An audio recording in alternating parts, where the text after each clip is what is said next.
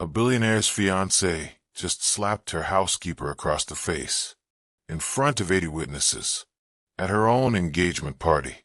But the housekeeper wasn't really a housekeeper. The crystals shattered like gunfire. Elena Vasquez froze, shards glittering at her feet. 80 guests in designer gowns turned to watch. The string quartet stopped playing.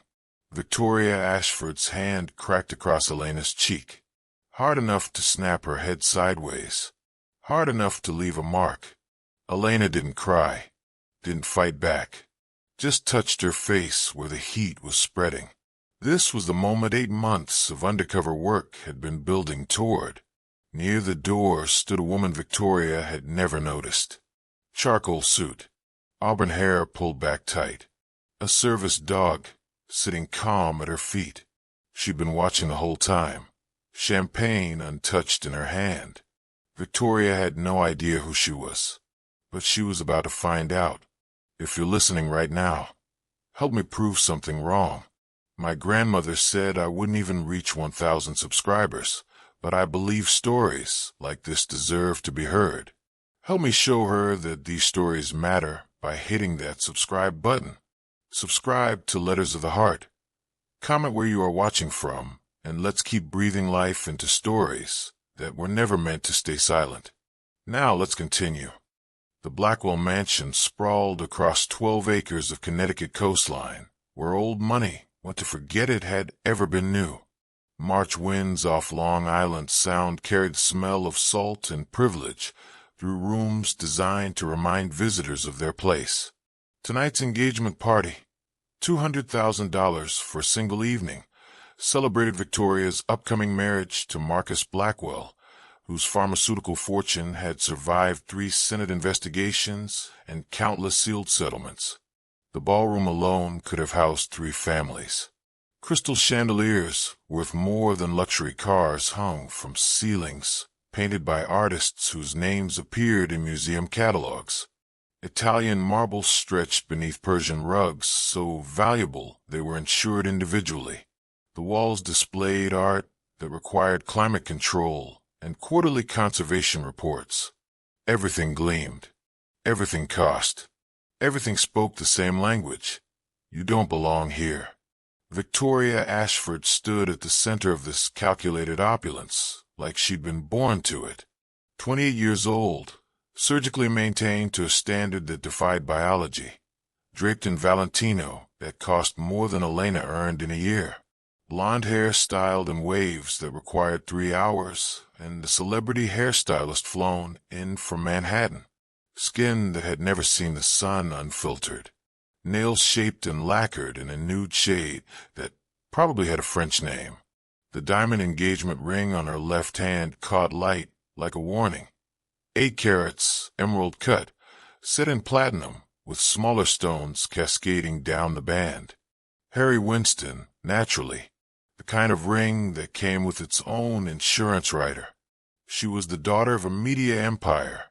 Ashford Communications owned 47 newspapers, 12 television stations, and enough digital properties to shape narratives across 3 continents.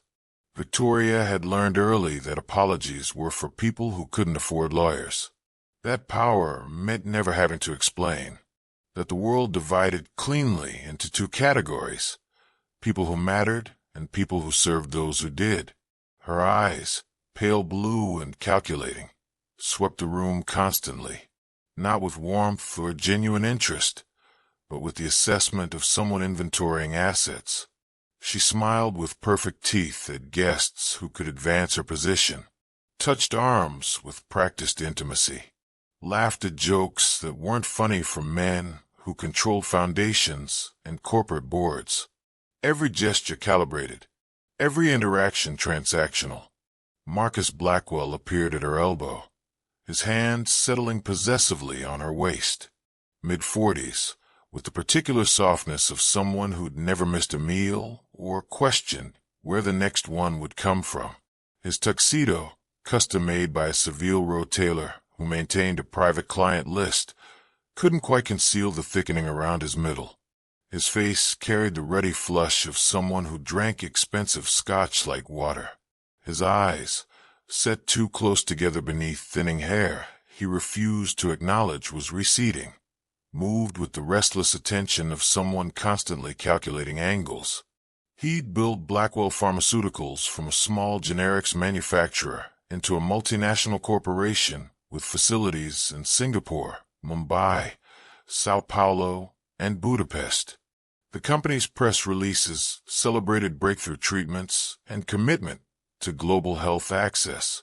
What they didn't mention were the clinical trials conducted in countries with looser regulatory oversight, the safety reports that disappeared when results didn't match projections, the 43 patients in Mumbai whose deaths during Trial 617 had been attributed to pre-existing conditions and statistical anomalies. 3 Senate investigations had scrutinized his business practices. 3 times his lawyers, a firm that billed 7 figures annually and specialized in making inconvenient questions disappear, had navigated him through testimony without a single criminal charge, sealed settlements with former employees, clinical trial participants, and regulatory whistleblowers numbered in the dozens, each one accompanied by non-disclosure agreements drafted to ensure permanent silence. Tonight, surrounded by Connecticut's elite, he looked untouchable. Detective Harrison stood near the bar in his dress uniform, accepting champagne from a server. Judge Chen laughed with a cluster of attorneys near the terrace doors, the same judge who'd dismissed 3 previous complaints against Blackwell Pharmaceuticals for insufficient evidence. The chief of police had arrived 20 minutes ago, his daughter's wedding having been sponsored by a generous donation from the Blackwell Foundation for Community Excellence. The architecture of local power, assembled in formal wear and expensive perfume, insulation masquerading as community.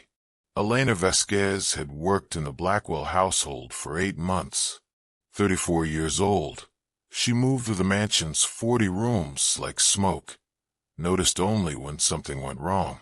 Her hands, roughened deliberately to match her role, carried trays and folded linens and polished surfaces that cost more than her mother's house in Guatemala. At least, that was the story in her employment file. The other staff knew her as quiet, efficient, someone who asked occasional questions about schedules and security protocols that seemed innocent enough. When does the security company rotate the camera tapes? Which gates get checked first during perimeter sweeps? Do the motion sensors in the East Wing stay active during parties? She kept her eyes lowered in the approved manner, wore the regulation uniform without complaint, black dress, white apron, sensible shoes that didn't click on marble. Her dark hair stayed pinned in a neat bun. No jewelry except small pearl earrings that had supposedly belonged to her grandmother. No makeup beyond what made her look presentable, but not presumptuous. The perfect invisibility of domestic service. But Elena Vasquez was neither quiet nor innocent. She was the way she photographed gate codes while dusting the security office, her phone angled to capture the monitor without triggering the camera's motion sensors. The questions she asked the estate manager about which cameras had blind spots, framed as concern about cleaning effectively without interrupting surveillance. The USB drives hidden inside cleaning supply bottles in the 3rd-floor storage closet, each one containing encrypted files of forged clinical trial data, offshore account transfers, and email chains discussing how to manage adverse event reports from international testing sites. The micro camera sewn into her uniform collar had been recording since she arrived at 4 p.m. to prepare for the party. Standard issue from the FBI's Technical Services Division, disguised as a decorative button capable of capturing high-definition video and audio in low light. Every conversation, every careless comment made by guests who assumed household staff were functionally deaf. That evening, Marcus Blackwell had received an encrypted email at 6:47 p.m. Elena knew because she'd been vacuuming outside his private study when she heard him curse, a sharp, vicious sound that made her hand move to the panic button disguised as her second uniform button from the collar. She'd positioned herself near the study window, angling the small mirror on her cleaning cart to see his face.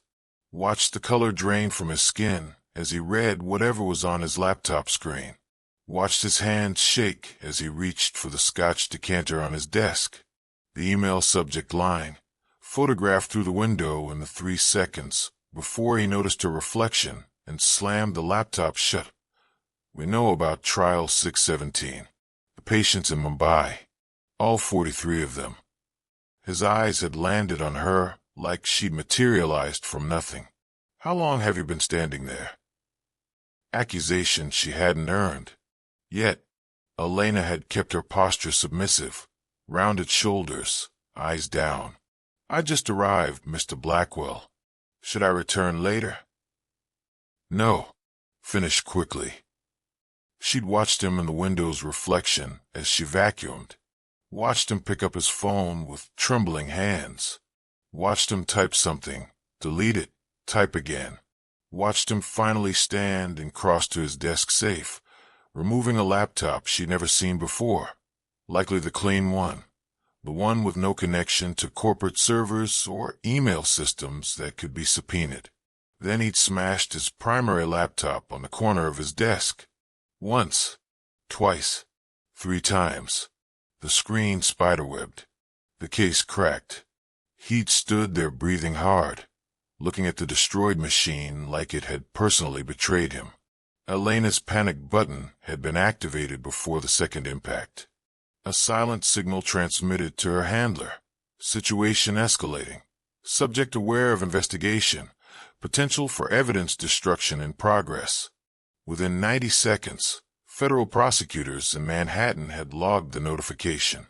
Within 5 minutes, emergency warrants were being drafted to seize Blackwell Pharmaceutical servers before a broader destruction sequence could be initiated.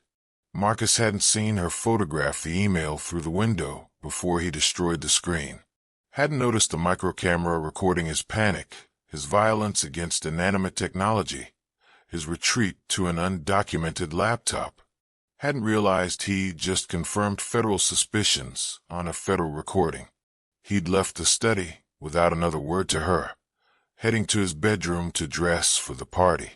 Elena had continued vacuuming, her movement steady, her breathing controlled, while she photographed the destroyed laptop from multiple angles and carefully collected 2 small fragments of the screen that might contain recoverable data. 8 months of this. 8 months of making herself smaller, quieter, more forgettable. 8 months of documenting corruption, so extensive it had required international coordination between the FBI, FDA, and regulatory agencies in 4 countries. Now, serving champagne to guests who looked through her like she was furniture, Elena carried evidence that would dismantle an empire. She just had survived the night. The broken glass had been an accident. A genuine accident, actually. The first real mistake Elena had made in 8 months of flawless performance. A guest had shifted suddenly while reaching for a canopy, and her elbow had caught the edge of Elena's serving tray. The Waterford champagne flute had tumbled to the marble floor and shattered with the particular sound of expensive crystal meeting unforgiving stone. Elena had frozen. The tray trembled in her hands. 80 pairs of eyes turned toward the sound. Victoria's voice cut through the chamber music like breaking ice. Elena. Not a name. A summons. A claim of ownership. Guests shifted to watch, sensing blood in the water the way sharks sense frequency. Conversations paused mid-sentence. The string quartet's cellist missed a note. Even the servers along the walls stopped moving, eyes downcast, grateful it wasn't them. Elena approached with careful steps, the kind someone develops after years of making themselves small. Except Elena hadn't spent years in service. She'd spent 12 weeks at the FBI Academy in Quantico learning how to move like someone had. Yes, Miss Ashford. Victoria gestured at the shattered crystal, her diamond bracelet, borrowed from Harry Winston for the evening, insured for $1.2 million, catching light. This.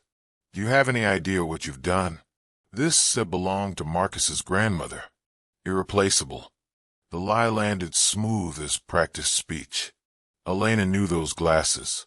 She'd unpacked them herself yesterday afternoon from a Waterford box with the price tag still attached. 12 flutes for $800. Expensive, certainly, but not heirloom, not irreplaceable, not Marcus's grandmother's anything. But correction meant confrontation. Confrontation meant visibility. And visibility meant risk to an operation 8 months in development. I'm so sorry, Miss Ashford. It slipped. You what? Victoria's voice rose, performing now for the crowd that had begun to circle like spectators at a promised execution. Buy me a replacement on your salary? This is why we can't have. She stopped herself. The phrase hung obvious in the air, completing itself in the silence. Can't have people like you. People like you.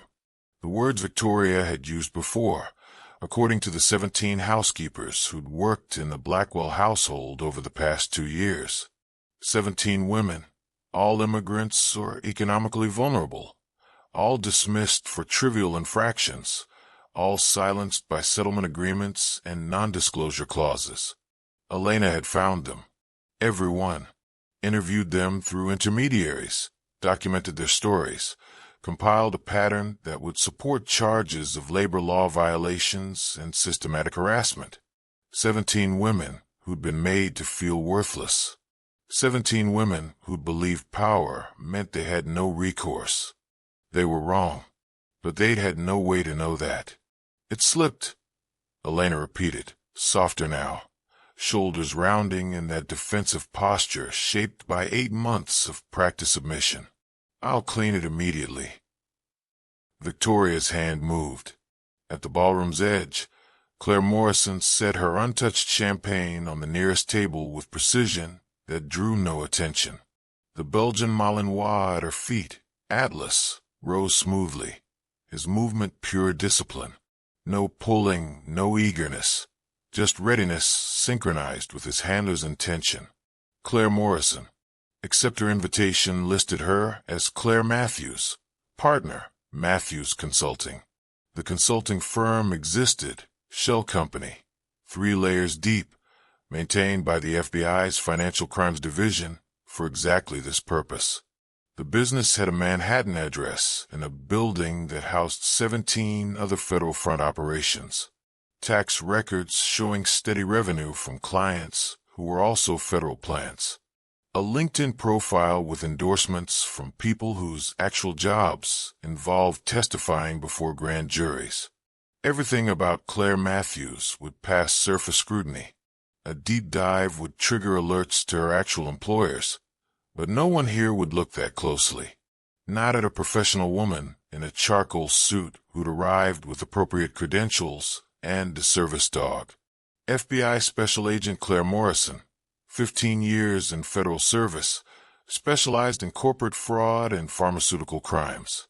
She'd been at the party for 40 minutes, watching Victoria dismiss servers with casual cruelty, watching Marcus drink too much too fast, watching the brutal performance of wealth that believed itself untouchable. Her role tonight was simple. Witness protection for an undercover agent. Backup if the situation escalated. Federal authority if local power structures tried to interfere. She crossed the ballroom floor with measured steps. Not rushing, not theatrical, just purposeful. Atlas moved beside her, his gait perfect, his attention focused. They'd worked together for 6 years, enough time for communication to become wordless, for partnership to achieve the synchronization of long practice. The crowd parted. She stopped 3 feet from Victoria, close enough to speak without shouting, far enough to avoid crowding. "Excuse me." Her voice carried authority that had nothing to do with volume. The kind of voice that came from knowing exactly what power you held and precisely how to deploy it. Victoria turned, eyebrows raised in that practiced expression of amused disdain. "I'm sorry, do I know you?" "No." Claire's tone stayed level, final. "But I know assault when I see it.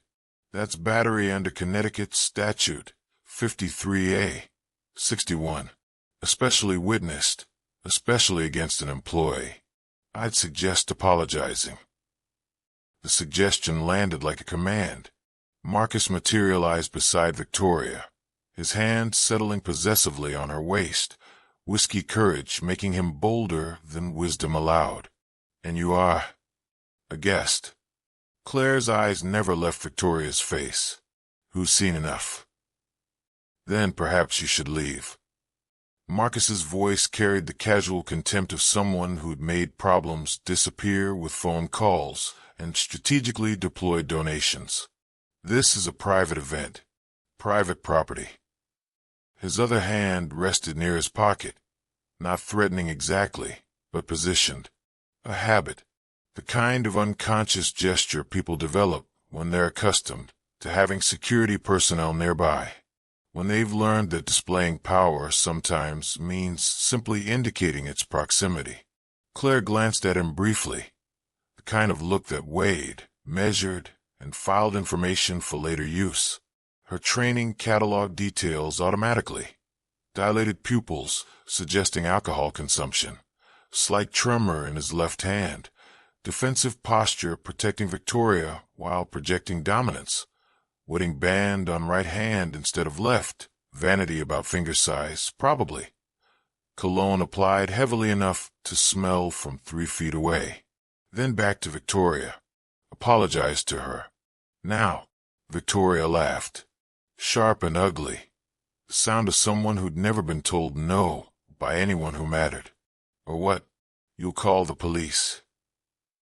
She gestured around the room with practiced theatricality, her borrowed bracelet catching light with each movement. "Detective Harrison is right there by the bar. Judge Chun is near the terrace. The chief of police just arrived. Who exactly do you think they'll believe?" It was true. Elena could see them from her position on the floor where she'd knelt to gather broken crystal. Detective Harrison in his dress uniform, his 3rd glass of champagne in hand, his daughter's college tuition paid through a Blackwell Foundation scholarship. Judge Chun laughing with a cluster of defense attorneys who'd argued cases in her courtroom, cases involving Blackwell Pharmaceuticals that had been dismissed for insufficient evidence, despite documentation suggesting otherwise. The police chief whose department budget included substantial donations from Marcus's charitable foundation, whose officers received training at facilities Marcus had funded. The architecture of local power, assembled in one room, each connection carefully cultivated, each relationship maintained through contributions that looked like philanthropy on tax forms, but functioned as insurance against accountability. Claire didn't argue, didn't explain, just held Victoria's gaze with the kind of patience that comes from knowing the game is already over, the pieces already in motion, the trap already sprung. Her hand moved to Atlas's head, a brief touch that kept him settled.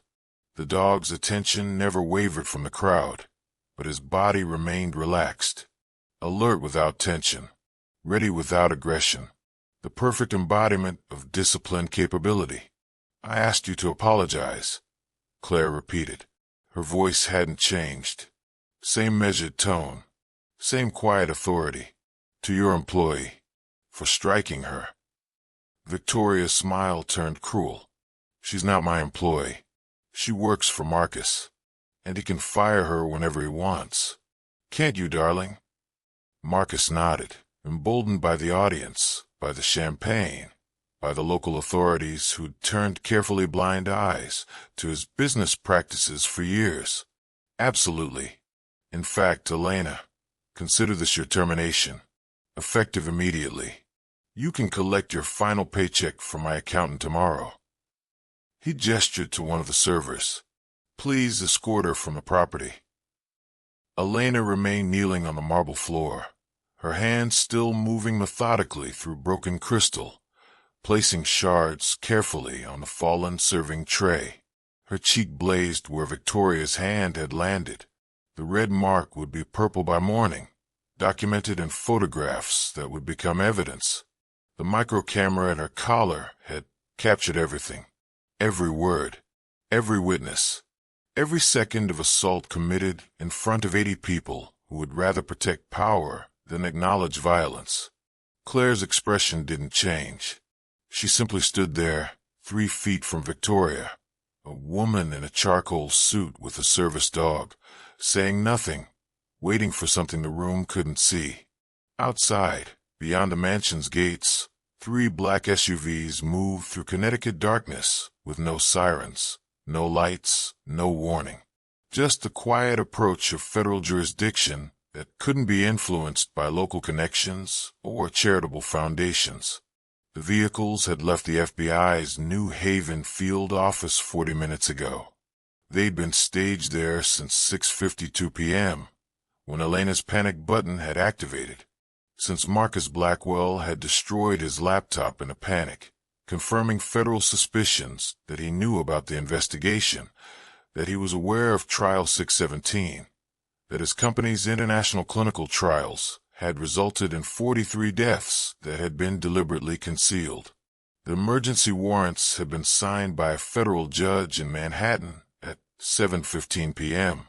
Warrants for the arrest of Marcus Blackwell on charges of healthcare fraud, falsification of clinical trial data, conspiracy to conceal evidence, and 43 counts of criminally negligent homicide. Warrants to seize Blackwell Pharmaceuticals' corporate servers, international communication records, and financial documents relating to offshore accounts in 4 countries. The operation had been planned for 3 months, coordinated between the FBI's Financial Crimes Division, the FDA's Office of Criminal Investigations, and regulatory agencies in Singapore, India, Brazil, and Hungary. 8 months of Elena's undercover work, hundreds of hours of surveillance, thousands of pages of documentation, and now the final pieces falling into place. Victoria's phone buzzed, then Marcus's, then 3 more guests' phones in rapid succession, the sound rippling through the ballroom like dominoes falling. Faces changed as people read their screens. Shock, confusion. Several guests moved toward the exits immediately, not running, but walking with sudden purpose. People who understood that proximity to scandal was its own form of liability. The news alert was spreading. FBI raids Blackwell Pharmaceutical headquarters, multiple executives in custody. Marcus's face went the color of the marble floor. His hand fell from Victoria's waist. Victoria looked from her phone to Marcus, her expression shifting from confusion to something approaching fear. "Marcus, what is this? What's happening?" Claire's expression didn't change. She simply stood there, watching the realization spread through the room like a virus finding hosts, watching the architecture of power begin to crack. "The assault I witnessed," she said quietly, her voice cutting through the sudden chaos of whispered conversations and frantic phone checking. "That's now obstruction of a federal investigation and witness intimidation." She glanced at Elena, who straightened slowly. The submissive curve of her spine reformed into something else, something disciplined, trained, ready. Elena's posture changed completely. Shoulders back, chin level. Eyes that had spent 8 months downcast now met the room with direct, professional attention. She removed the micro camera from her collar, holding it up for everyone to see. "Agent Elena Reyes," Claire continued, her voice steady, authoritative, final. "FBI Financial Crimes Division. Undercover for 8 months, documenting your fiancé's pattern of fraudulent clinical trials, falsified safety data, and 43 wrongful deaths in Mumbai from Trial 617. The ballroom dissolved into chaos. Gasps, shouted questions. The photographer's flash popping frantically as he captured the moment, professional instinct overriding shock. Detective Harrison stepping forward reflexively, then stopping, his hand halfway to his service weapon, uncertain which authority to acknowledge. Judge Chin quietly setting down her glass and moving toward the terrace doors, her face carefully blank, already calculating distance from what was about to become Connecticut's largest pharmaceutical fraud case. Victoria's mouth opened, closed, opened again. "That's, you can't, Marcus. Tell them this is ridiculous." But Marcus wasn't speaking. He was staring at Elena like she'd transformed into something incomprehensible. 8 months of seeing her move through his home, carrying trays, cleaning surfaces, occupying that invisible space where household staff existed. And now this. Federal agent, evidence gatherer, the quiet woman who documented his empire's corruption from the inside. Elena turned to Victoria, her voice completely different now. No deference, no softness, just cool professionalism. Every word, every action, including the assault 30 seconds ago. "You wanted to know what I'm capable of? Evidence preservation, federal testimony, and apparently taking a slap without breaking cover." The front doors opened. FBI Special Agent Sarah Chin entered with 4 agents in tactical gear, credentials already displayed. Not drawing weapons, not shouting, just professional entry during what was technically still a private social event. Their movements were coordinated, practiced, the product of countless similar operations executed with the same methodical precision. Agent Chun was mid-40s, her dark hair pulled back in a neat bun, her suit perfectly tailored, but not expensive.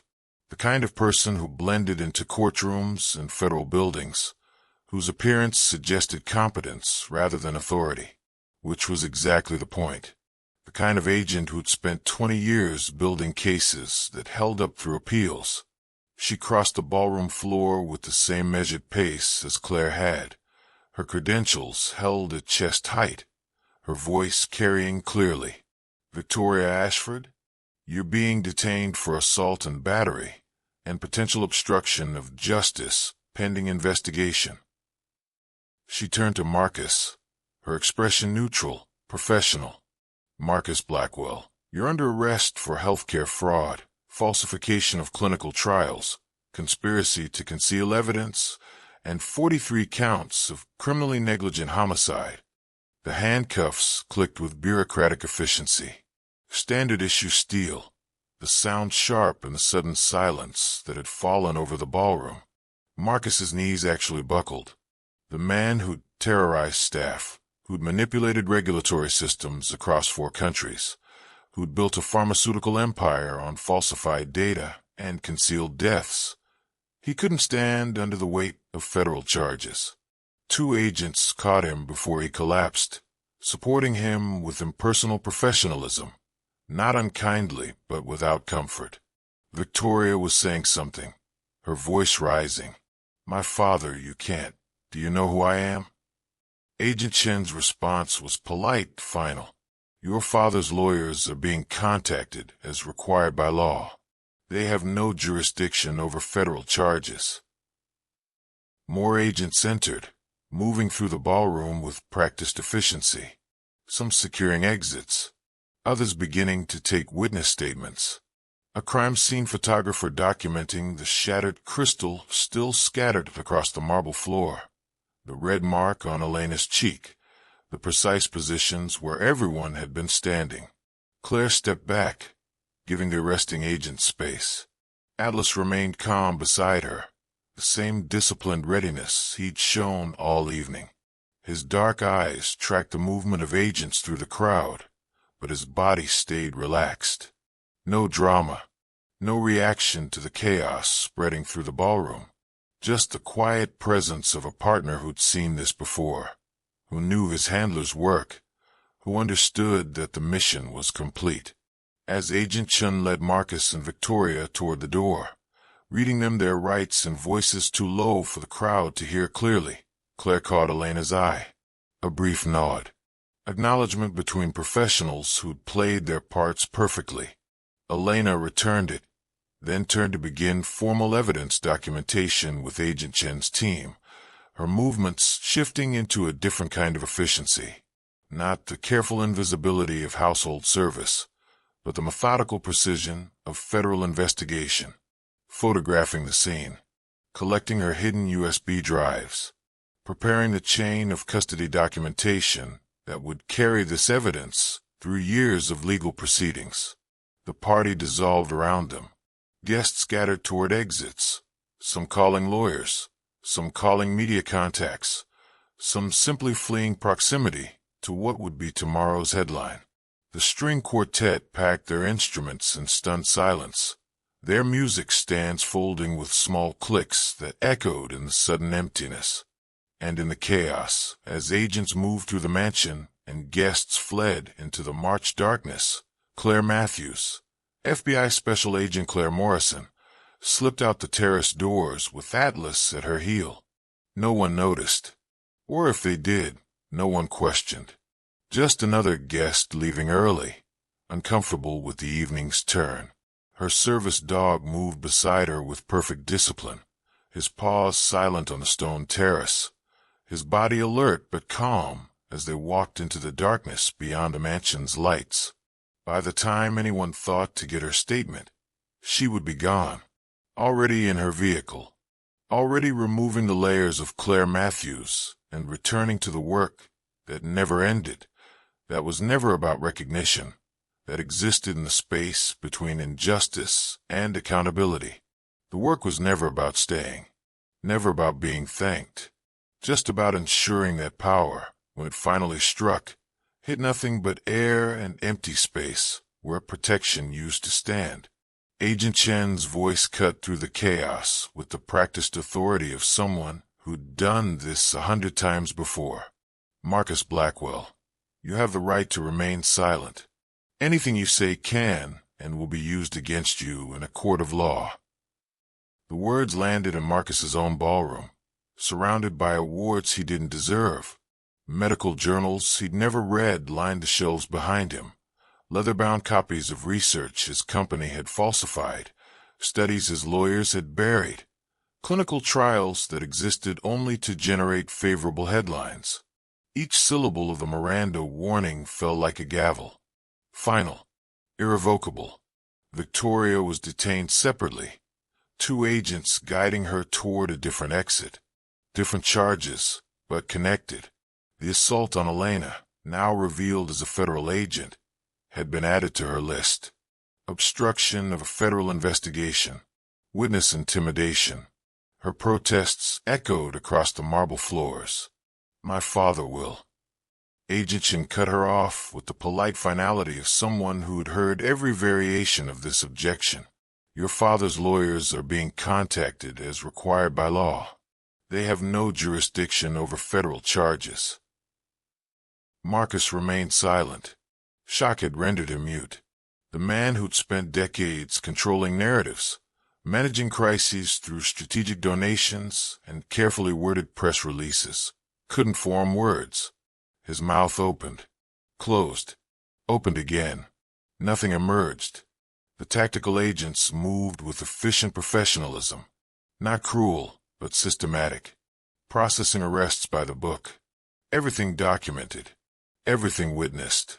No room for legal challenges later. Defense attorneys would comb through every second of this operation, looking for procedural errors. They would find none.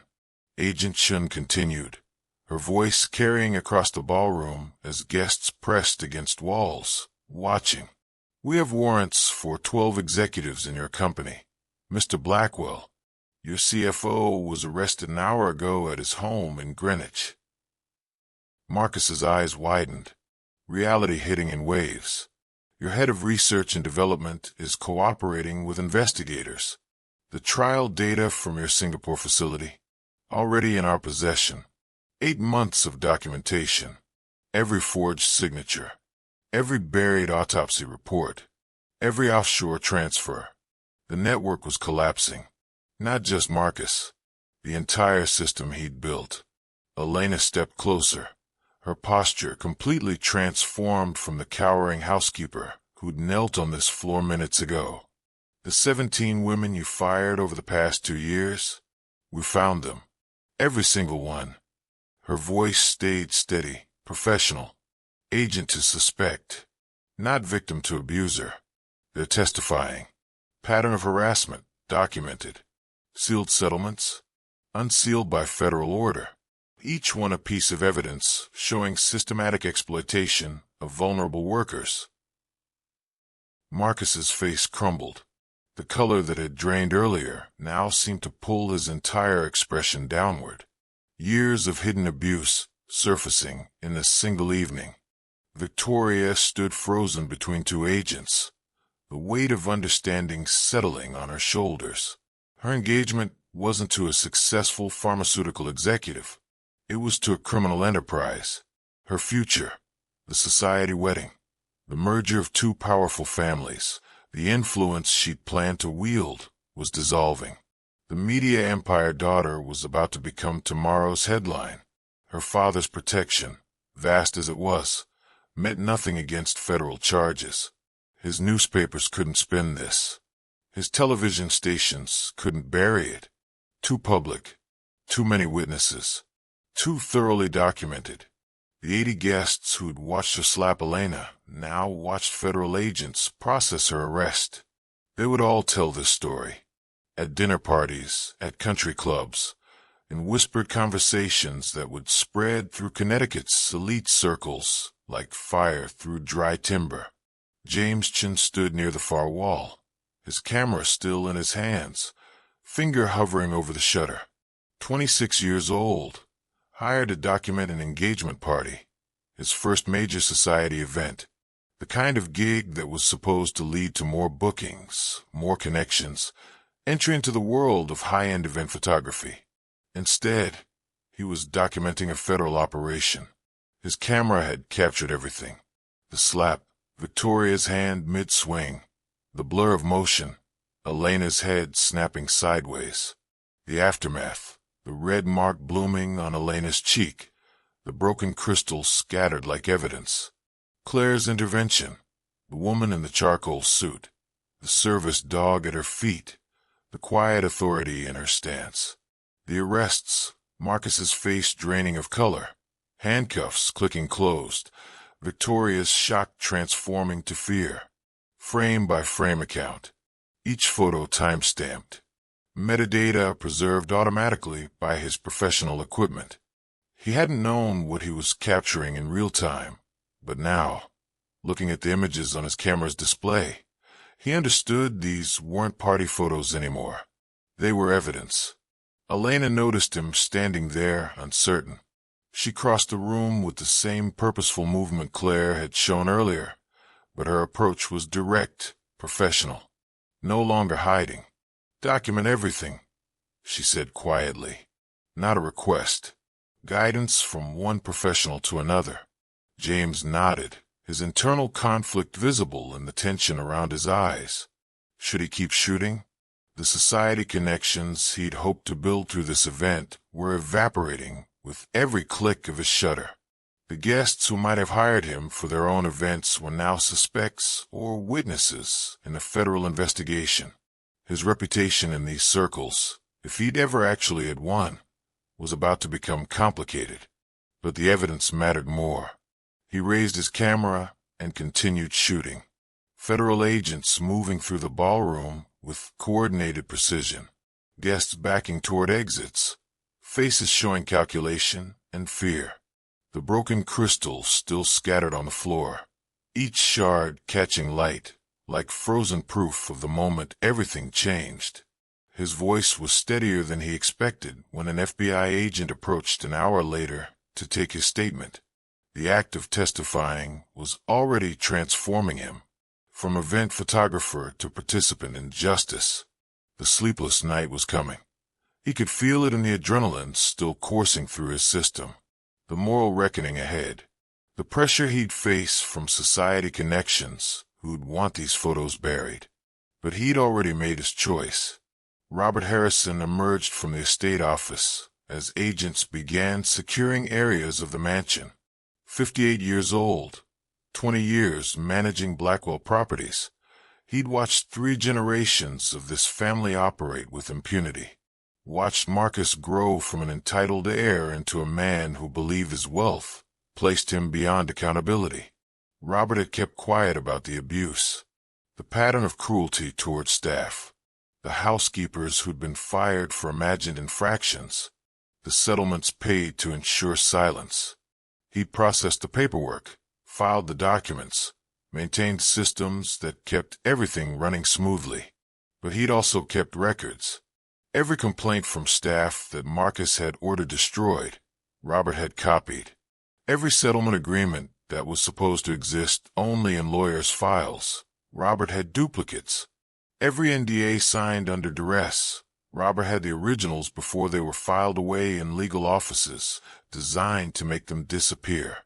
17 housekeepers' personnel files. All the documentation Marcus thought had been erased. Every time he made me erase something, Robert had told himself over the years, I keep a copy. A hidden archive in the estate office, a locked filing cabinet that appeared to contain nothing more than old supply orders and maintenance schedules, keys hidden separately in 3 different locations, because Robert had learned long ago that caution meant survival in this household. 20 years of quiet documentation, waiting for a moment like this.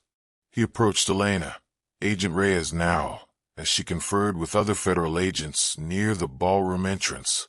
Her posture had completely changed. No more hunched shoulders, no more downcast eyes. She stood like someone accustomed to authority, comfortable with it, trained to wield it effectively. Agent Reyes.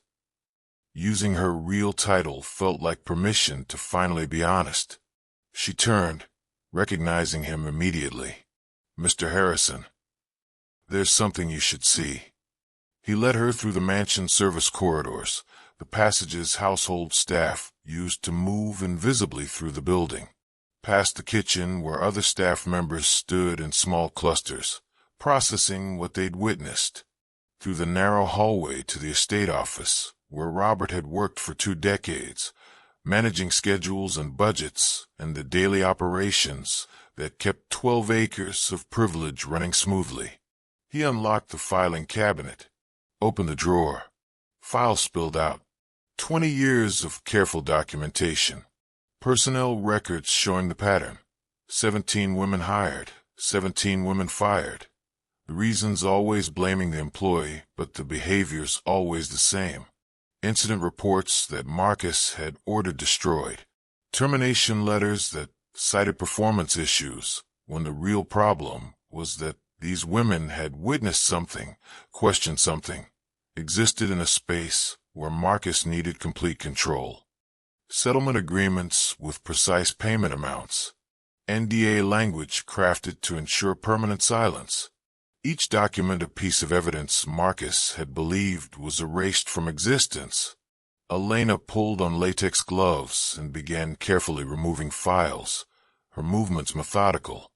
Agent Chin appeared in the doorway, and Robert watched as the 2 federal agents began cataloging everything he'd preserved. You kept all of this. Agent Chen's voice carried respect, not judgment. I knew someday it might matter. Robert's shoulders straightened. 20 years of weightlifting. Couldn't stop it while it was happening. But I could remember, could preserve proof that it happened. The physical relief was visible in his posture. No longer carrying the secret alone. Decades of complicit silence ending in documented truth. His eyes cleared as he watched agents photograph each file, each piece of evidence he'd hidden, protected, maintained in careful secrecy. The conscience he'd carried like a stone in his chest began to ease. In the mansion's kitchen, Maria Gonzalez stood with her catering staff, supervising the quiet packing of equipment that would no longer be needed. 42 years old, she'd run her catering company for 15 years, worked events for Connecticut's wealthiest families, knew their children's names and their dietary preferences, and exactly how much champagne each household required for different types of gatherings. She also knew how they treated workers. She'd seen it at dozens of events. The casual cruelty disguised as standards, the impossible expectations, the way powerful people spoke to staff when they thought no one important was listening. Most workers stayed silent because jobs were scarce and reputations were fragile, because rich families knew each other and shared information, because one complaint could mean blacklisting from an entire industry. But Maria was also a community connector. Word traveled through her networks, kitchen staff, drivers, gardeners, housekeepers who moved between wealthy households, seeing everything, saying nothing publicly, but talking to each other. Tonight's news would spread. She turned to one of her servers, a young woman named Carmen, who'd been setting up dessert service when the arrests began. "Did you see?" Carmen nodded, eyes wide. "FBI agent. The whole time. 8 months undercover. They got everything." Maria kept her voice low, aware that federal agents were still moving through the mansion. Every document, every witness, every piece of evidence. The news was already traveling through the service community before the arrests were even complete.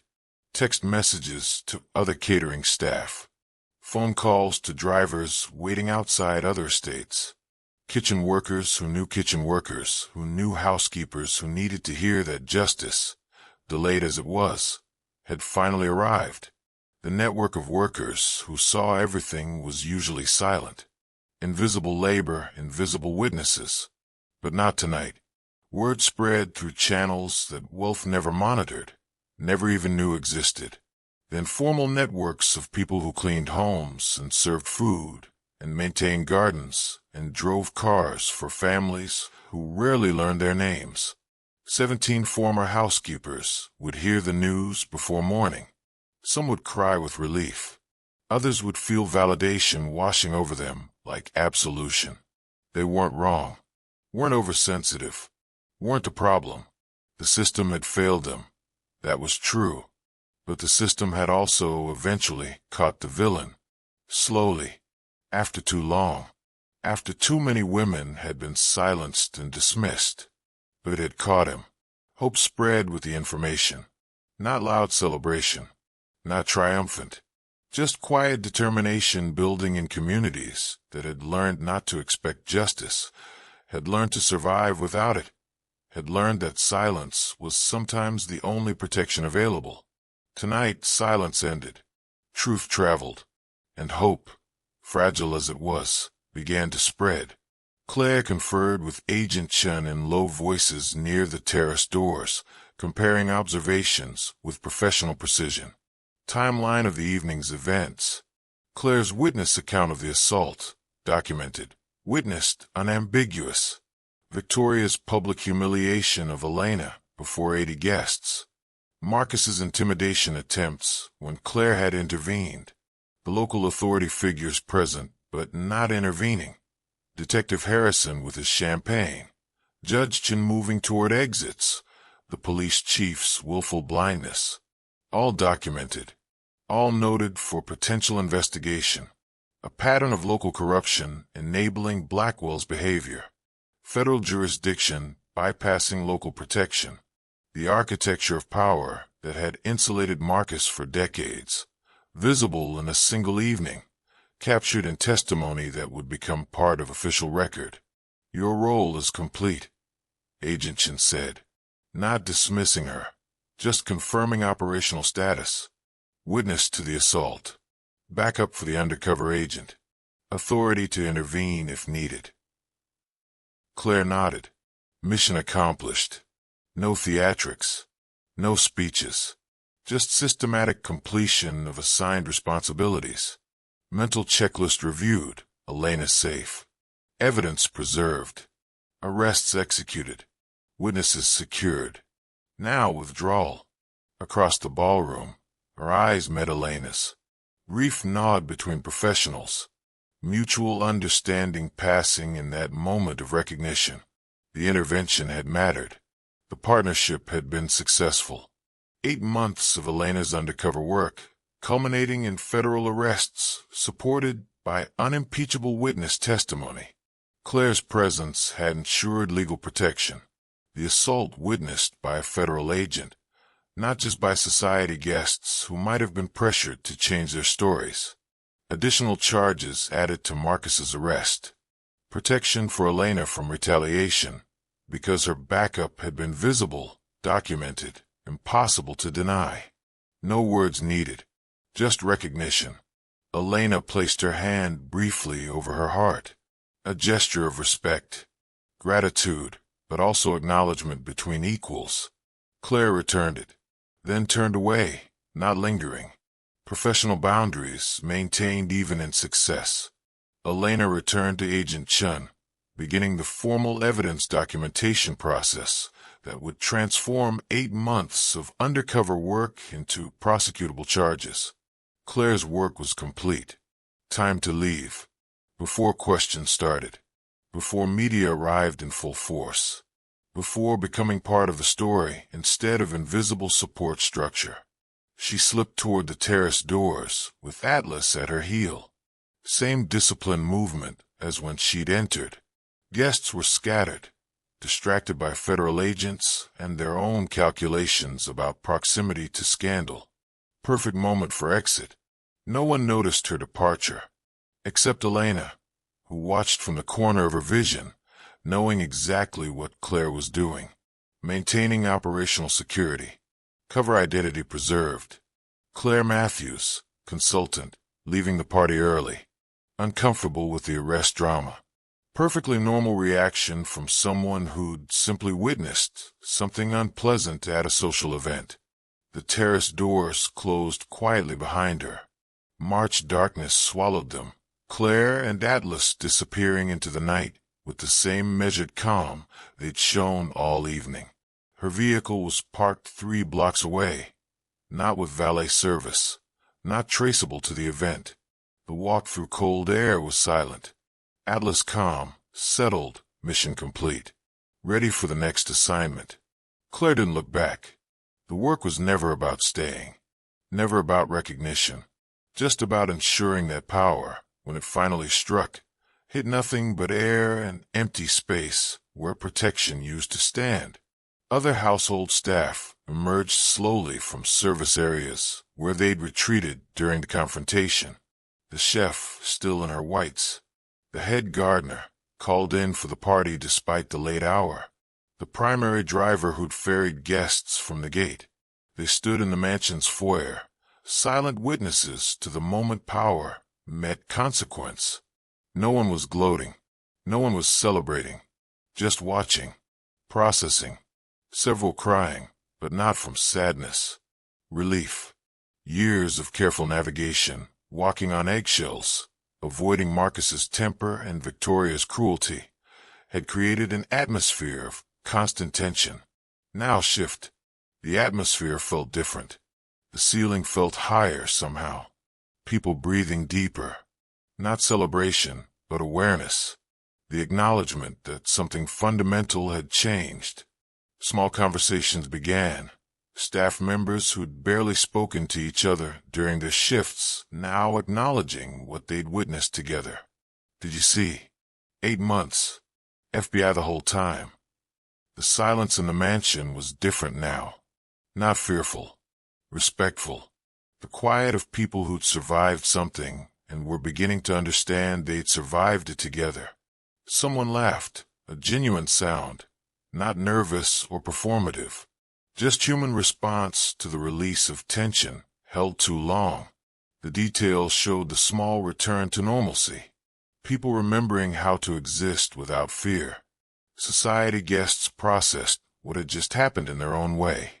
Calculations running behind carefully maintained expressions. They'd been socializing with Marcus Blackwell, federal criminal. Victoria Ashford had assaulted a federal agent in front of them. The engagement party they'd attended was now a crime scene. Their attendance was documented. Their association was public record. Some headed toward exits immediately, not wanting to be photographed, not wanting to be questioned beyond the brief statements federal agents were collecting. Others stayed, drawn by morbid fascination or genuine shock, watching as the architecture of power they believed immutable crumbled visibly. Detective Harrison stood apart from the crowd, phone pressed to his ear, calling his superiors. Damage control. His presence at this party, his acceptance of champagne and hospitality from someone now under federal arrest would require explanation. The Blackwell Foundation scholarship that paid his daughter's college tuition was suddenly a liability rather than a blessing. Judge Chin had already left, departed without saying goodbye, without formal farewells, simply vanishing into the March night before the full scope of the situation became clear. Smart, self-protective, an acknowledgement that association with Marcus was now toxic. The police chief stood pale near the terrace entrance, realizing the political implications of what he'd just witnessed. Campaign donations from Blackwell were now evidence of compromised judgment. The photographs that would surface tomorrow, him at this party, him accepting Marcus's hospitality, would require careful explanation to constituents who expected their law enforcement to be beyond influence. Social connections that had seemed valuable hours ago were suddenly poisonous. Everyone recalculating. Associations, allegiances, future interactions. The power structure was visibly crumbling. Outside the mansion's gates, news vans arrived, tipped off by FBI Public Affairs, which always coordinated media notification for high-profile arrests, or monitoring police scanners, or through the informal networks that connected journalists to law enforcement. The relationships that ensured major stories didn't go unreported. Cameras set up outside the gates, reporters checking facts with their editors, confirming details, preparing for live shots that would air on morning news broadcasts. Pharmaceutical executive arrested. Federal charges. Engagement party raid. Wealthy couple facing decades in prison. Perfect story. Wealth. Power. Corruption. Justice prevailing against odds. By morning, headlines would be everywhere. Marcus's name in bold print. Victoria's photo on front pages. Blackwell Pharmaceuticals stock plummeting when markets opened. Board of directors in emergency session.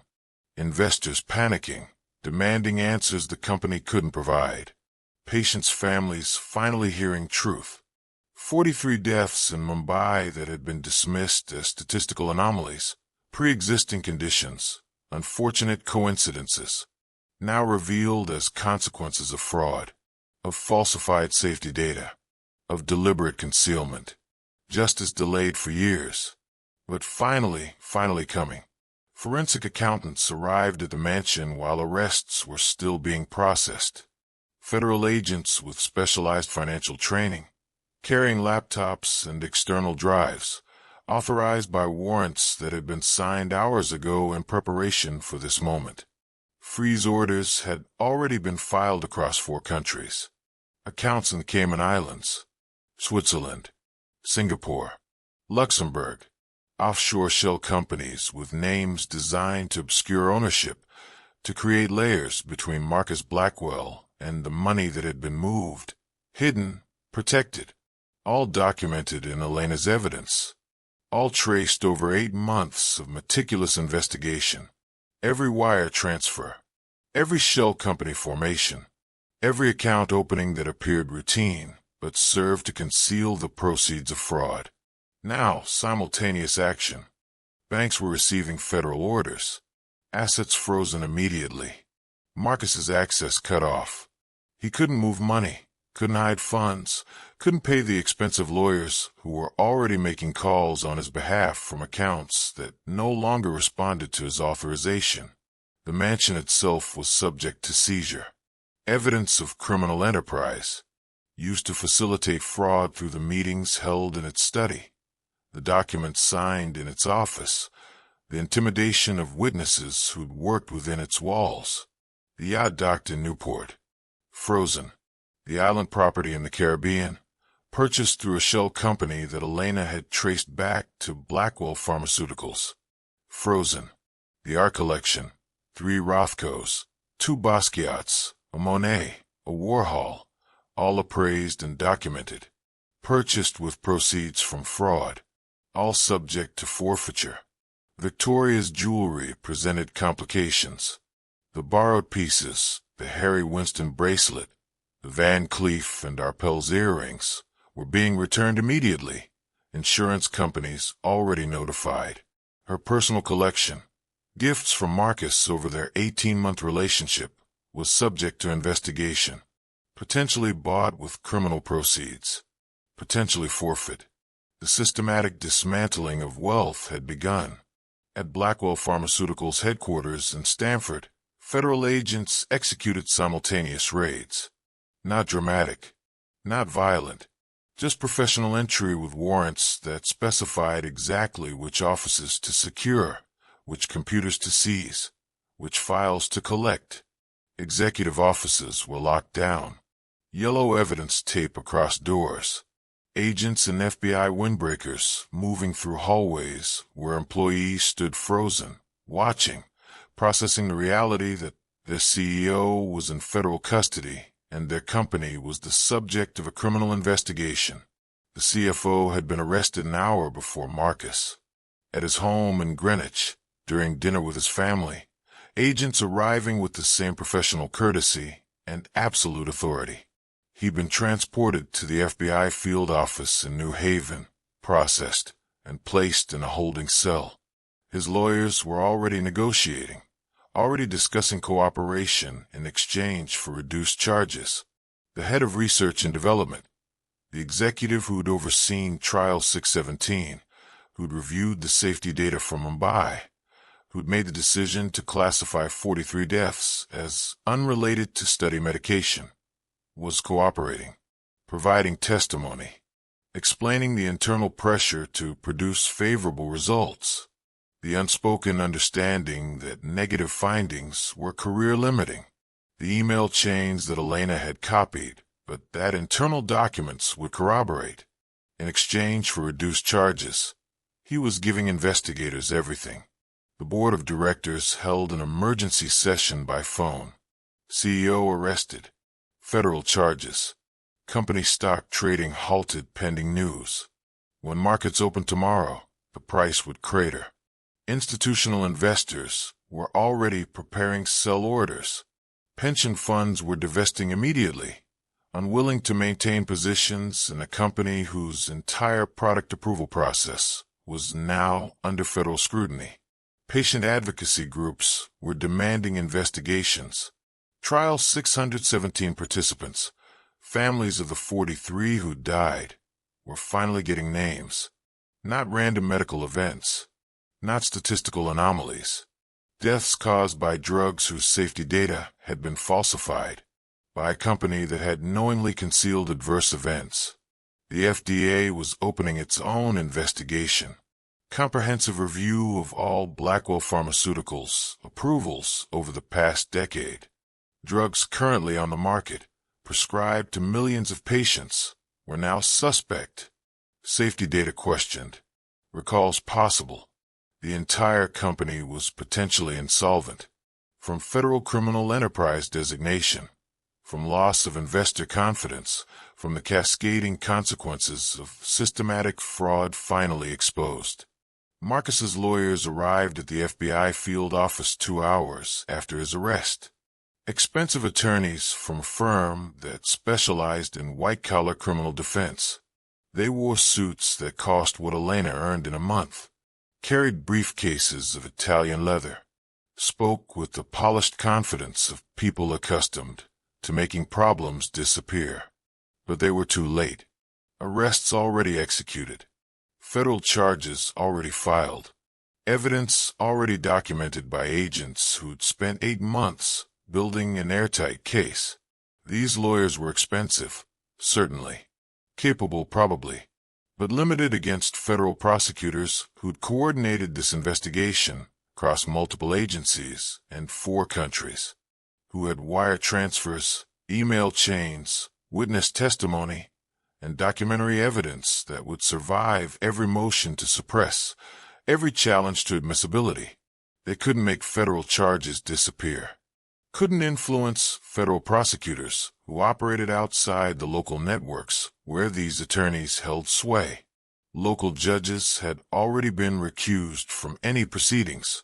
Federal jurisdiction meant federal courts, federal judges who had no social connections to the Blackwell family. Victoria's family lawyers arrived separately, the media empire's legal team, scrambling for damage control. Her father had called in favors, activated the relationships he'd built over decades in Connecticut politics and society. But those relationships meant nothing here. The assault was clear. 80 witnesses. An FBI agent as victim. Federal investigation obstruction. Witness intimidation. The charges were straightforward, the evidence overwhelming, the legal exposure significant. Her father's influence was vast within certain circles. His newspapers could shape narratives. His television stations could control coverage. His political connections could open doors, but not against federal charges. Not against documented assault witnessed by 80 people and captured on professional photography equipment with timestamped metadata. The media connections that usually allowed the Ashford family to spin uncomfortable stories couldn't function here. Too public, too documented, too many independent witnesses who had no loyalty to Victoria or her family. Photographers had been present. Video footage existed. Federal agents had professional documentation of every statement, every action, every moment of the evening. Defense attorneys were already discussing plea agreements, cooperation possibilities, reduced sentences in exchange for testimony against others. But consequences were inevitable. Marcus faced decades in federal prison. Victoria faced years. Their futures, which had seemed golden hours ago, were now measured in sentencing guidelines and cooperation agreements. At the FBI field office, Elena gave her formal statement. Hours after the arrest, the adrenaline still present, but controlled now, channeled into the methodical work of documentation. Agent Shun recorded everything. 8 months of observations, delivered in chronological detail. First day at the mansion. Initial reconnaissance of the property. Identifying security weaknesses, the cameras with blind spots, the motion sensors that could be avoided, the schedules that created windows of opportunity, staff patterns, Marcus's routines, his habitual movements through the house, when he used his private study, when he met with executives, when he was most likely to be careless. Victoria's treatment of workers became its own section of testimony. The 17 housekeepers who'd been fired before Elena arrived. The pattern of abuse, always targeting women, always immigrants or economically vulnerable, always dismissed for trivial infractions that masked the real reason. They'd witnessed something, questioned something, existed in proximity to power that demanded absolute control. Economic vulnerability exploitation. Threats of deportation, never explicit but always implied. ICE mentioned casually in conversations. Legal status questioned. The fear used as a tool of control. Settlement agreements coerced through that fear. NDAs signed by women who believed they had no choice, no recourse, no protection. Elena's evidence-gathering methodology was documented with precision. The photographing of documents while dusting surfaces. The recordings made during cleaning sessions. The copying of files from computers left unlocked. USB drives hidden in cleaning supply bottles, extracted weekly and replaced with new ones. The microcamera footage, hundreds of hours of it, capturing conversations Marcus had assumed were private. The panic button activation on the night of the party. Marcus destroying his laptop, The email about trial 617, photographed seconds before the screen shattered. The confirmation of federal suspicions, caught on federal recording. The broken glass incident. Victoria's assault.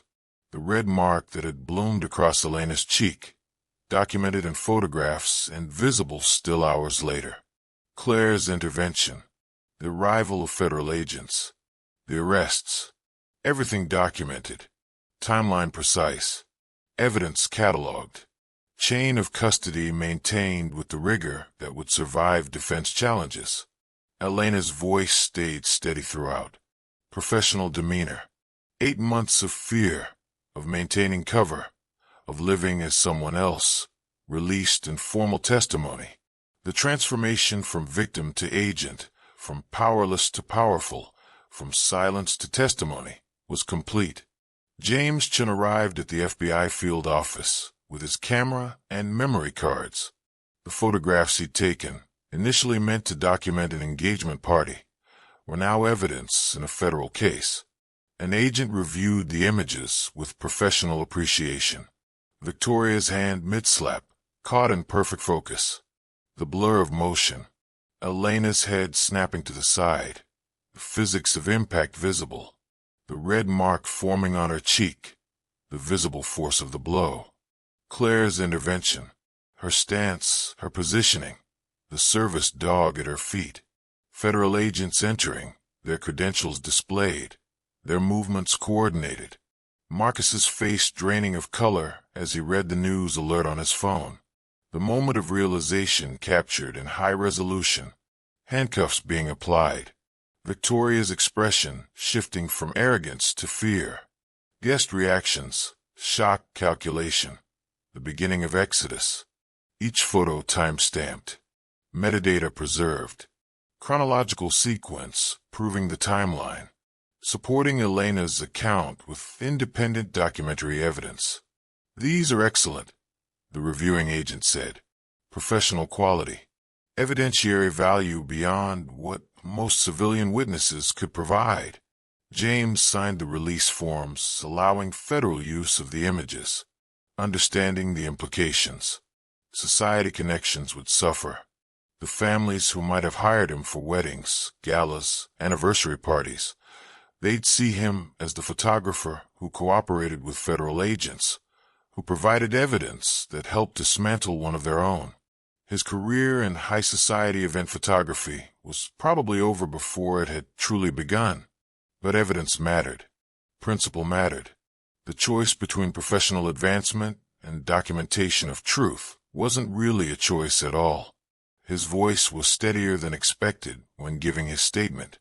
The act of testifying, of officially becoming part of the justice process, was transforming him from society photographer to participant in accountability, from someone hoping to enter elite circles to someone who'd helped expose the corruption within them.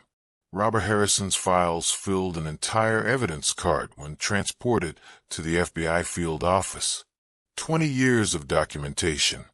Personnel records showing the pattern with precision that would make any prosecutor grateful. 17 housekeepers. Each termination documented. Reasons listed meticulously. Always employee fault according to the official records. Performance issues. Attendance problems. Failure to meet standards. But the pattern was undeniable. Same alleged behaviors across different women. Same vague performance complaints. Same 2-week severance packages, paired with settlement agreements and NDAs. All vulnerable. All silenced. The systematic exploitation visible in Robert's careful record-keeping. Settlement agreements with precise payment amounts. NDA language crafted to ensure permanent silence, with penalty clauses that would bankrupt anyone who violated them. Each document a piece of evidence Marcus had believed was destroyed, erased, made to disappear by the estate manager who'd seemed so loyal. Agent Chen cataloged each file, photographed each document, created the paper trail that would support charges of systematic labor law violations, of creating a hostile work environment, of using economic coercion to silence witnesses. Robert's statement was brief, but powerful. Years of complicity by silence, he acknowledged, but also years of resistance by documentation, knowing someday the evidence might matter. That truth preserved in hidden filing cabinets might eventually serve justice, even if it couldn't prevent injustice in real time. That day was today. The physical relief was visible in his posture. Weight lifted, secret shared. The burden of knowledge carried alone for 20 years, now distributed across federal agents who would use it, protect it, present it in court. His conscience, heavy for so long, began to ease. The FDA commissioner released a statement before dawn. Comprehensive review of all Blackwell Pharmaceuticals approvals over the past decade. Clinical trial oversight at international facilities under investigation. Singapore operations. Mumbai testing sites.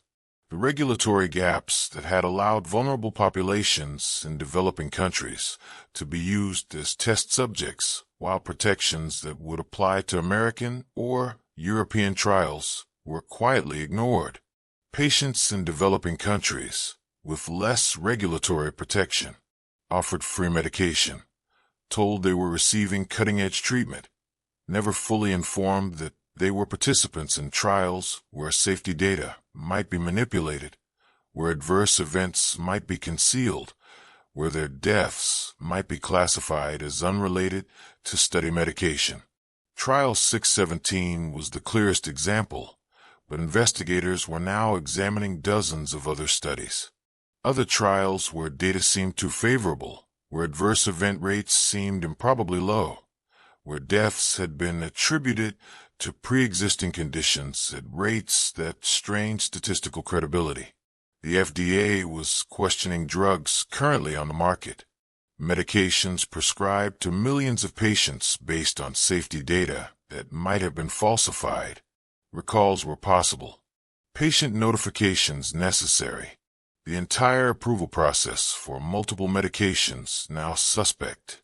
Other pharmaceutical companies scrambled to review their own practices, avoiding association with Blackwell, distanced themselves from testing methodologies that might now be scrutinized.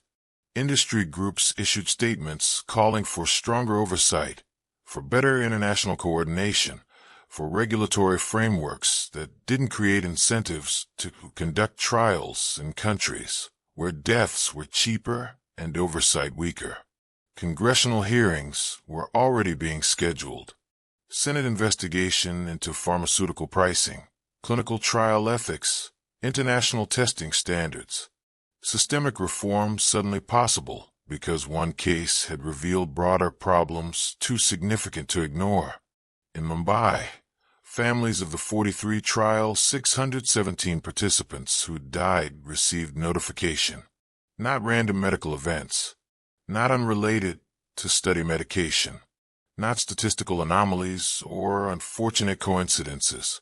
Deaths caused by drugs whose safety data had been deliberately falsified, by a company that had known about adverse events and concealed them, by executives who'd made calculated decisions that human lives in India mattered less than clinical trial results that would support FDA approval.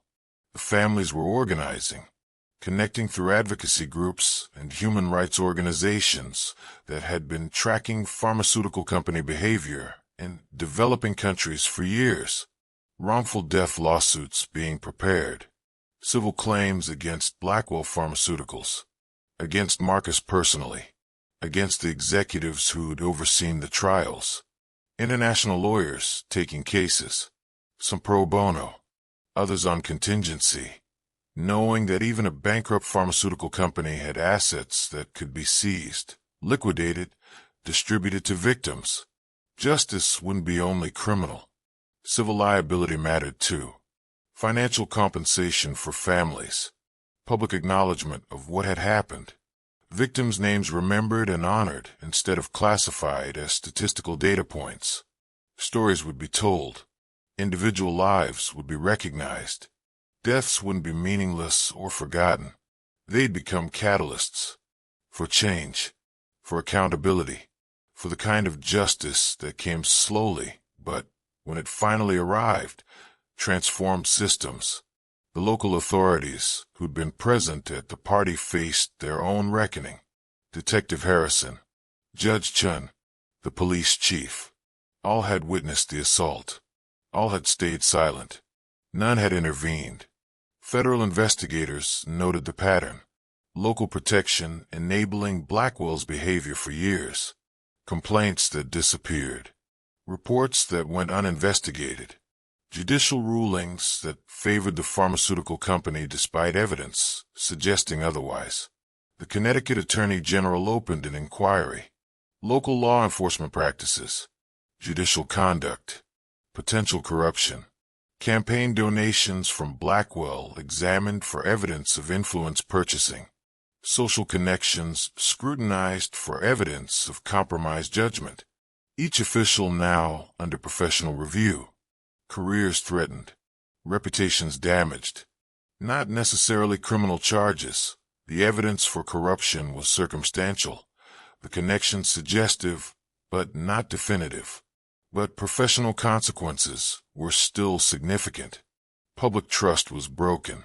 The community members who believed their police department was independent, their judges impartial, their local government beyond corporate influence. They'd watched 80 people witness an assault and seen their officials do nothing. The system required reform, transparency, oversight, mechanisms to ensure that wealth couldn't purchase immunity from accountability. One case exposing broader institutional failures. Local power structures that had operated unchecked for decades now forced to answer uncomfortable questions about whose interests they actually served. 3 days after the arrests, Claire returned to Connecticut, not entering Stamford, not approaching the mansion, just parking at an overlook a mile from the estate, binoculars in hand, Atlas calm beside her in the passenger seat. Both settled. Mission complete. But professional thoroughness demanded final verification, ensuring clean closure. No loose ends. No threats to Elena. No possibility of retaliation by associates who might not yet be in custody. The estate was visible below. Winter bare trees allowing clear sightlines. Federal vehicles still present, though fewer than during the initial evidence collection.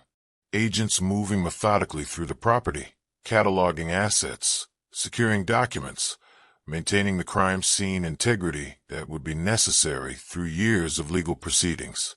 Media vans at the gates had reduced from the peak of the first 24 hours. Still present. This story would continue developing for months, but the initial frenzy had settled into sustained coverage rather than breaking news urgency. Claire observed through binoculars with professional assessment, noting positions, confirming security, satisfied with what she saw. Elena was visible briefly, conferring with agents near the mansion's entrance. Even from this distance, even through binoculars, the transformation was clear, posture confident, no longer submissive. The 8 months of practiced invisibility replaced by the natural authority of someone comfortable with their actual identity. She moved like an agent now, not like household staff, the difference visible in every gesture. Other staff moved through the grounds normally, not fearfully. The atmosphere had changed in ways that transcended the federal investigation. The ceiling felt higher. People breathed deeper. The constant tension that had characterized the Blackwell household for years had lifted, not because Marcus was gone, though that mattered, but because truth had surfaced, because the fear that had kept everyone silent had been proved unnecessary, because the system, slow and imperfect as it was, had eventually worked. Media reporting was accurate. Claire had monitored coverage, watching for the distortions that sometimes accompanied high-profile cases. But the journalism had been solid, fact-based, appropriately skeptical but not cynical. The story was being told truthfully. Victims' families were getting recognition. The 43 deaths in Mumbai were being reported as human tragedies, not statistical data. Names were being published. Stories were being shared. The fraud was being explained in terms of its human cost, not just its legal implications. The system was working. Slowly, imperfectly, but working. Claire's role in this would never be public, never acknowledged beyond internal FBI documentation. Her witness statement existed in federal files. Her name appeared in reports that would be sealed or redacted in any public versions. The cover identity of Claire Matthews would be retired, the consulting firm dissolved, the operational footprint erased. Exactly as intended. The work was about impact, not recognition. About protection, not glory. About ensuring that power, when confronted with evidence and authority, couldn't hide behind local connections or purchased influence. Mission succeeded. Time to leave permanently. The next assignment was already waiting. Another case. Another city.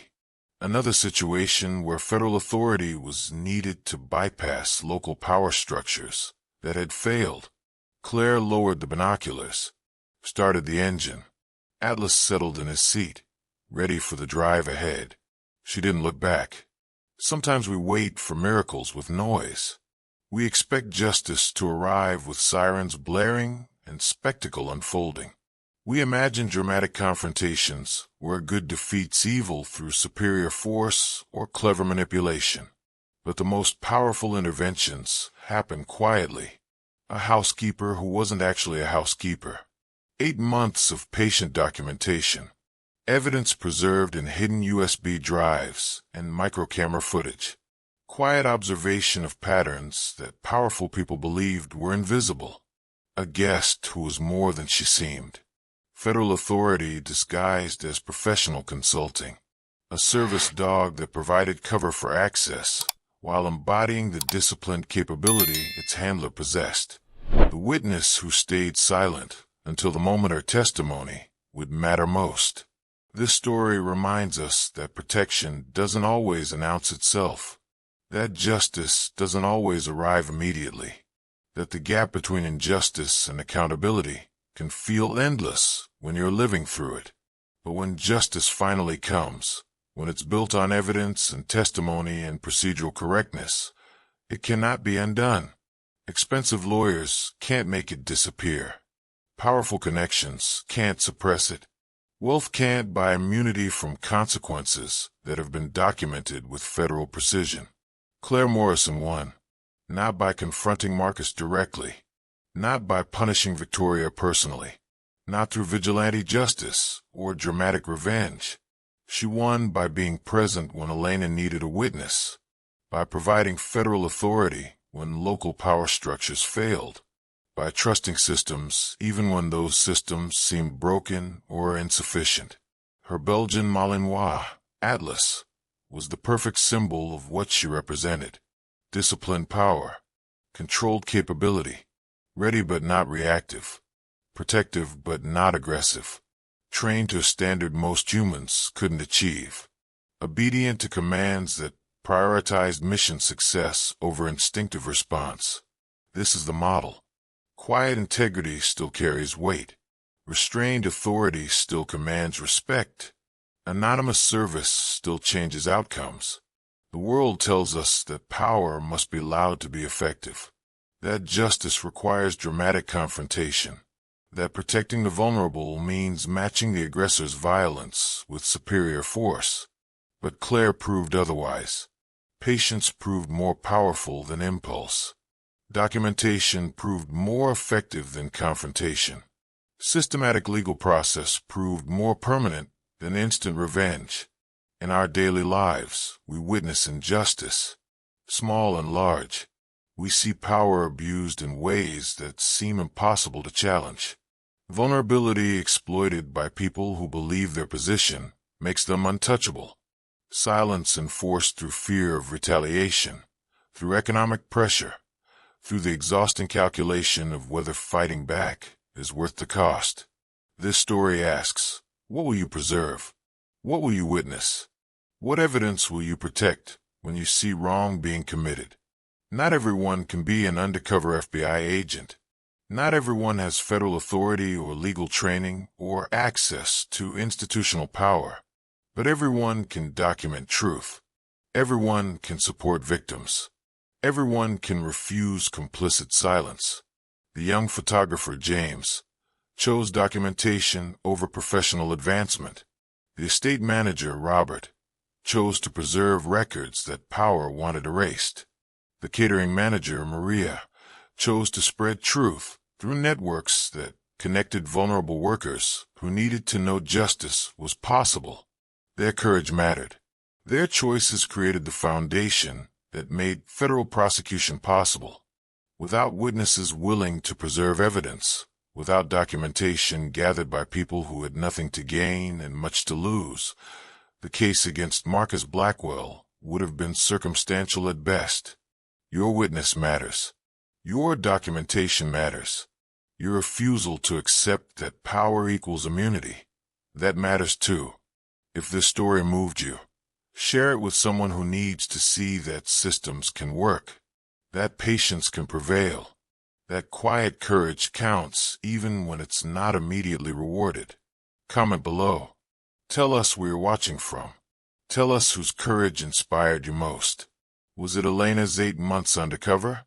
Living a false identity, maintaining perfect cover while gathering evidence that would dismantle a criminal empire? Was it Claire's disciplined intervention? The restraint to wait for the right moment, the authority to witness without escalating, the wisdom to trust the process even when immediate action seemed more satisfying? Was it Robert's 20 years of documentation, quietly preserving records that power wanted destroyed, maintaining evidence in hidden files, waiting for the day when truth might matter? Was it James's choice to preserve evidence, knowing it would cost him professionally, understanding that society connections would evaporate, but choosing principle over advancement anyway? Subscribe to this channel for more stories where justice delayed becomes justice delivered, where power unchecked meets consequence inevitable, where victims silenced find their voices through systems that work imperfectly but ultimately honor truth. Because 43 families in Mumbai finally have answers, finally know that their loved ones' deaths weren't meaningless medical events, but consequences of fraud that has now been exposed and punished. Because 17 housekeepers finally have validation, finally know they weren't wrong, weren't oversensitive, weren't the problem. The system that failed to protect them eventually held their abuser accountable. Because one billionaire and his fiancée finally faced consequences for believing their wealth placed them beyond accountability. And that matters. More than viral views, more than engagement metrics, more than algorithms and watch time and subscriber counts. That matters because truth matters. Justice matters. You matter. Your witness to injustice, your documentation of wrong, your refusal to accept that power should operate without accountability. That matters in ways you might never see, but that create the foundation for the kind of change that transforms systems. This is why we tell these stories. Not for entertainment, though they engage. Not for outrage, though they provoke. But to remind ourselves and each other that quiet courage still works. That patient documentation still defeats impulsive corruption. That systems, imperfect as they are, can still deliver justice to those who work within them with discipline and purpose. Thank you for watching. Thank you for witnessing. Thank you for believing that better is possible.